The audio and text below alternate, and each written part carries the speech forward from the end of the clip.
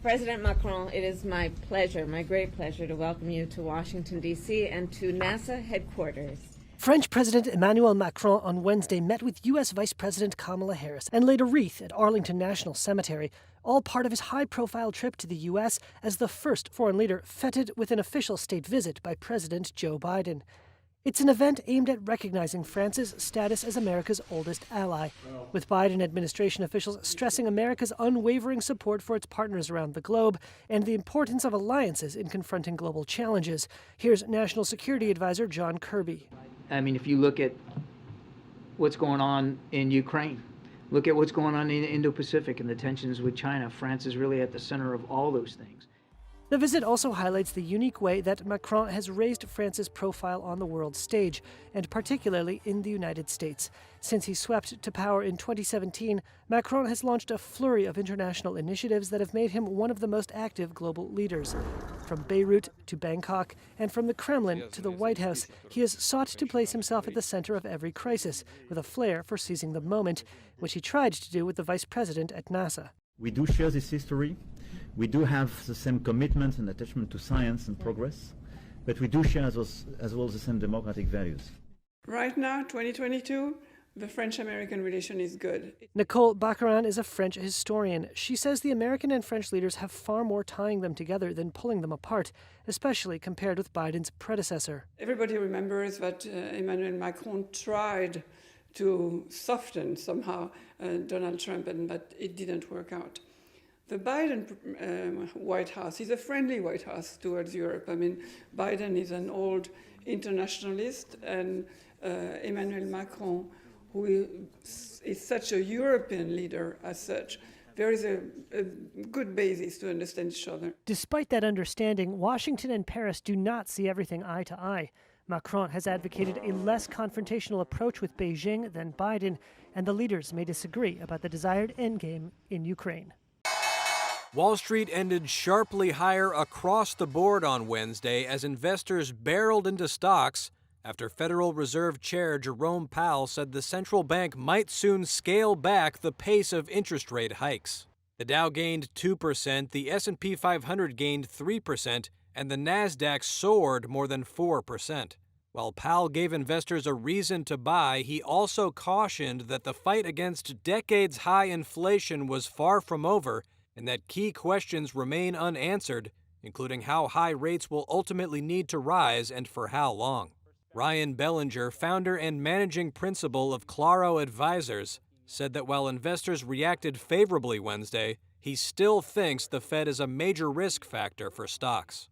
If you're buying into this market, you are fighting the Fed. The Fed is trying to slow the economy down. They need to do this to get one of their mandates back into control. And so, to me, I don't want to fight the Fed. Among the big movers, Tesla shares surged after reports that its sales in China in November were boosted by price cuts and incentives. Biogen jumped after its experimental Alzheimer's drug was shown to slow cognitive decline in a closely watched trial. Meanwhile, mega-cap tech stocks NVIDIA, Microsoft, and Apple also posted strong gains. I understand that the Famine Review Committee will shortly make an announcement which will not perhaps declare famine in Somalia. Thank you. As we know, there are a number of specific technical thresholds that need to be got through. David's totally right. People have died in Somalia long before our technology catches up with the fact that whether you say famine is there now or not, it's killing people. And that's good enough, I think, for us to take action on it.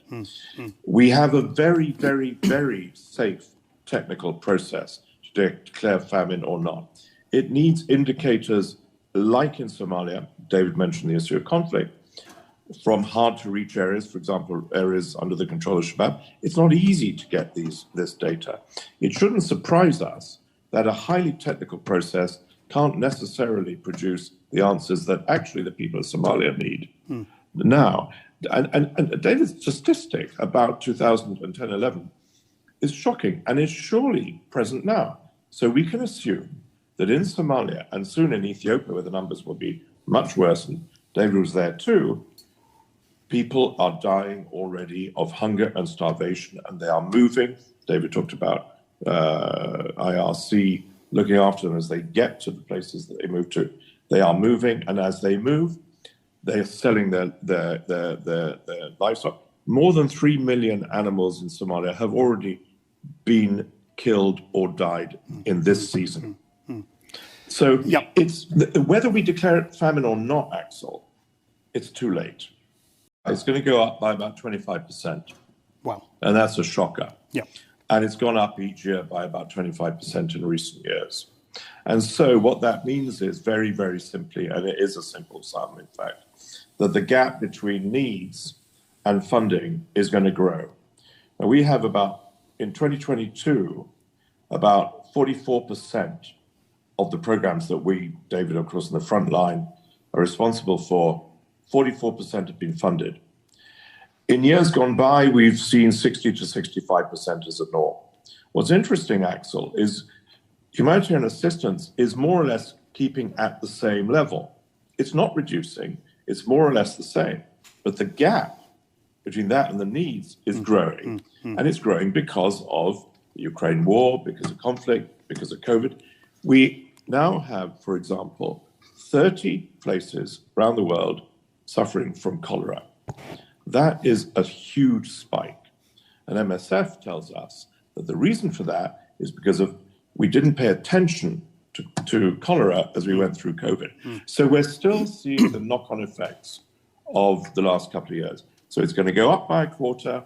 The gap is going to be bigger.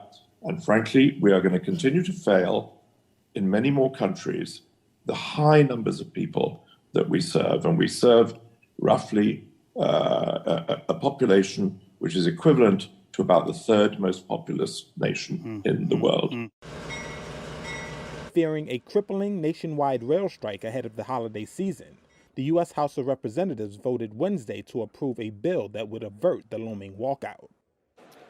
On this vote, the yeas are 290, the nays are 137. The joint resolution is passed. A majority of lawmakers favored the measure to force unions and companies to accept a tentative contract deal reached in September.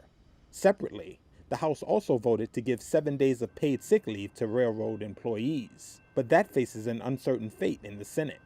U.S. House Speaker Nancy Pelosi. We know much more needs to be done for railroad workers. No one should be at risk of losing his or her job by staying home when sick, needing to see a doctor, or getting life-saving surgery. The House action comes 1 day after President Joe Biden warned of the catastrophic impact of a rail stoppage that could begin as early as December 9th. And there's a lot to do, including resolving the train strike, what we're doing now, and Congress, I think, has to act to prevent it. It's not an easy call, but I think we have to do it. The economy's at risk. A rail strike could freeze almost 30% of U.S. cargo shipments by weight, stoke already surging inflation, and cost the American economy as much as $2 billion per day. It could also strand millions of Amtrak and commuter rail passengers.